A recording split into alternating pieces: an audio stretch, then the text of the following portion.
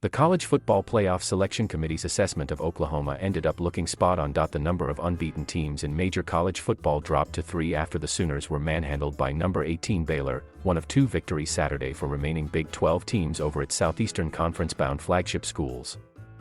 Number 1 Georgia, number 2 Cincinnati and number 15 UTSA have not yet lost. While fans and the committee nitpicked the Bearcats for futzing around with the soft underbelly of the American Athletic Conference, everything else continues to fall into place for Cincinnati to become the first non-Power 5 playoff team. The number 4 Sooners were 9-0 coming off their open date, but ranked only 8th by the committee, which wasn't overly impressed by the quality of those victories. Too many close calls against unranked teams. The skepticism proved warranted. An offense that looked as if it had kicked into another gear since Caleb Williams took over couldn't run it against the Bears, and the freshman quarterback made a bunch of freshman mistakes. Williams seemed to be dealing with an issue to his throwing hand and even gave way to Spencer Rattler for a few series.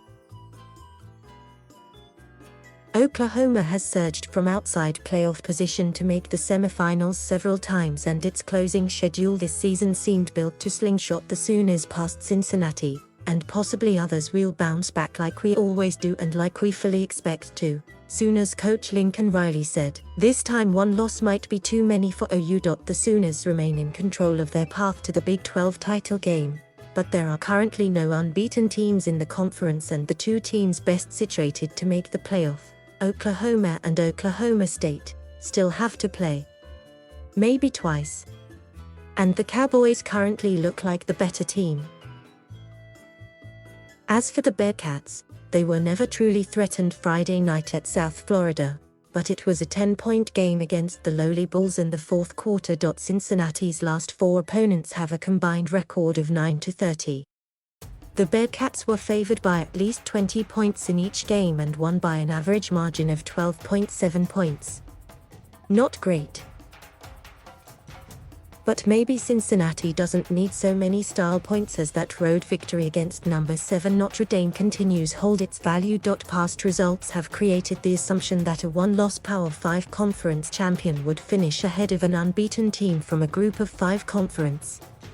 That was the case when UCF never came close to cracking the top 4. Cincinnati, though, seems positioned to hold off a one-loss champion from either the Big 12 or the Atlantic Coast Conference if it wins out. Quick math shows that leaves only 3 Power 5 conferences. One of them is the Pac-12, where Oregon is the conference's only hope. Unless the SEC or Big 10 puts 2 in the CFP, who else gets the 4th spot over the unbeaten Bearcats? Is the coach who Penn State fans haven become increasingly frustrated with still viewed as a hot commodity to other blue blood programs? James Franklin's team has lost 4 of 5 after falling to number 9 Michigan on Saturday and heads into the final 2 weeks of the season with a 6-4 record. There is nothing more difficult to find in college football right now than a coach with a long track record of high-level success who is willing to switch jobs. Franklin is 66-32 with the Nittany Lions, including 3 double-digit win campaigns and a Big 10 championship in 8 seasons since taking over a program that was still digging out of NCAA sanctions. He also went an unheard of 24-15 in 3 seasons at Vanderbilt. If Franklin doesn't qualify as a good college football coach, then the list of who does is shorter than a 4th and inches.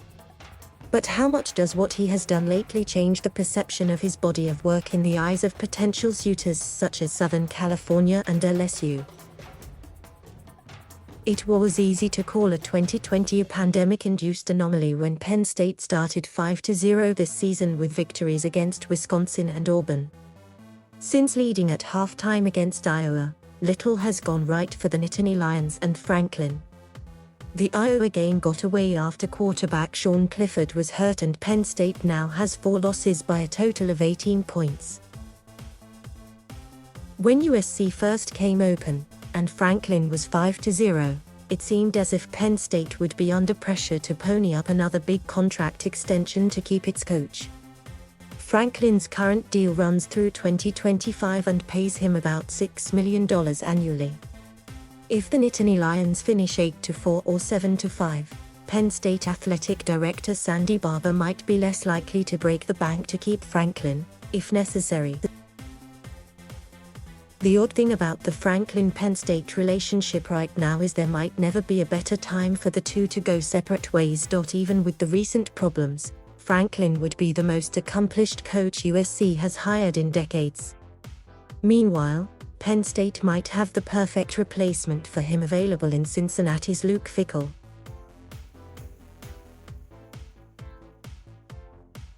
Thank you for watching.